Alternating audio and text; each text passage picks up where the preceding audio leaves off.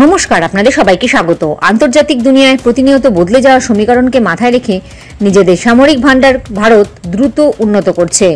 ভারতের অস্ত্র ভান্ডারে রয়েছে পারমাণবিক ক্ষমতা সম্পন্ন K5 submarine launched ballistic missile, যার পাল্লা 8000 কিলোমিটার।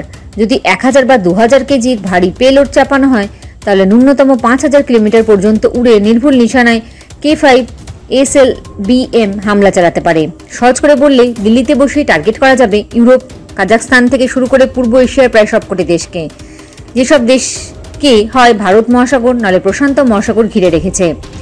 প্রায় সেই সব এশীয় ও আফ্রিকান দেশই এখন ভারতের পারমাণবিক হামলা ক্ষমতার পাল্লার অধীনে।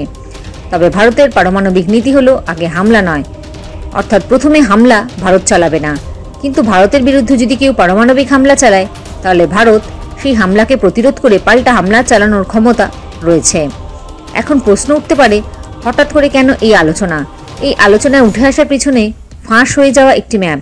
সম্প্রতি একটি ম্যাপকে ঘিরে আন্তর্জাতিক প্রতিরক্ষা দুনিয়ায় শোরগোল পড়ে গেছে। ম্যাপটিতে দেখা যাচ্ছে ভারত মহাসাগরের একটি গোপন নৌসেনা ঘাঁটিতে আন্দামান নিকোবর দ্বীপপুঞ্জের দক্ষিণে একটি K5 SLBM এর অবস্থান। ভারত সাধারণত এই এলাকায় নিজের আরিহান্ত ক্লাস নিউক্লিয়ার সাবমেরিনকে পাহারায় রাখে।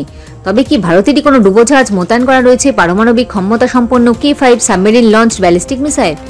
ম্যাপটিতে আশেপাশের প্রায় 5000 কিলোমিটার পাল্লাকে একটি লাল গোল মার্ক করা আছে।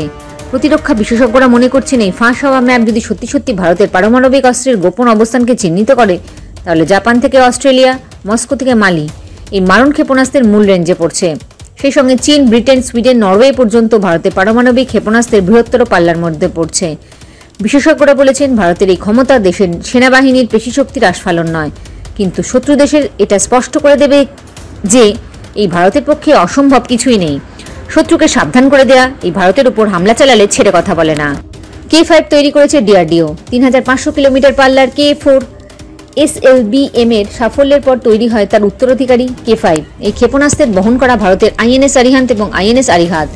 K4 এতদিন পাকিস্তান ও চীনের পশ্চিম কয়েকটি প্রদেশকে নিজেদের হামলার পাল্লার ভিতরে রাখতে, কিন্তু নতুন K5 SLBM মূল চীনা ভূখণ্ডে অস্ত্র উৎপাদনকারী এলাকাগুলি এবং দক্ষিণ চীন সাগরের লাল ফৌজের ঘাঁটিগুলিকেও নিজেদের পাল্লার আওতায় নিয়ে এলো। K5 SLBM ভারতের ত্রিমুখী পারমাণবিক হামলার অভিমুখকে সম্পূর্ণ করল।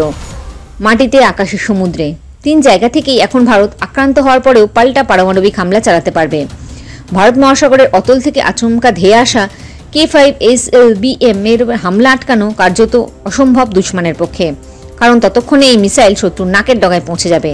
খাতায় কলমে দিল্লিতে বসে টার্গেট এখন বেজিং। আর শুধু বেজিং কেন, নেটোর ইস্টার্ন কমান্ড, রাশিয়ার সাউদার্ন সীমান্তকে এক বোতাম টিপে টার্গেট করতে পারে নয়াদিল্লি। এখন এক একটি আরিহান্ত সাবমেরিন 4টি করে K সিরিজের মিসাইল বহন করতে পারে। তবে 2030-এর মধ্যে S5 ক্লাসের সাবমেরিন হাতে পেলে নৌসেনা একসঙ্গে আরও অনেক বেশি K5 SLBM বহন করতে পারবে। জয় হিন্দ, জয় জওয়ান, জয় কিষান।